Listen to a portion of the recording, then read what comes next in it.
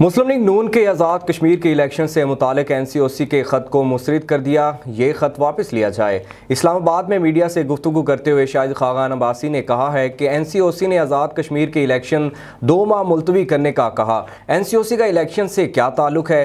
ये धांधली के लिए एक मिली भगत है। इस्लामाबाद में मीडिया से गुफ्तगू करते हुए शाहिद खाकान अब्बासी ने कहा, NCOC ने आज़ाद कश्मीर के इलेक्शन 2 माह मुलतवी करने का कहा। NCOC का इलेक्शन से क्या ताल्लुक है? यह धांधली के लिए एक मिली भगत है। जो गिलगित बल्तिस्तान में हुआ वही आज़ाद कश्मीर में दोहराने की कोशिश की जा रही है। पूरी मशीनरी लगी रही लेकिन नून लीग का एक बंदा नहीं तोड़ सकी। उन्होंने कहा, आज़ाद कश्मीर के इलेक्शन में धांधली की कोशिश की जा रही है। NCOC इलेक्शन में ताख़ीर की बात कर रहा है। क्या ये आईनी है?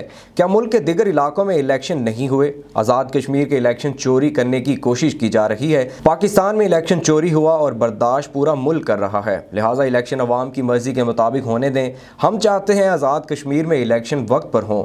इस हवाले से NCOC का ख़त मुस्तरद करते हैं, ये ख़त वापस लिया जाए।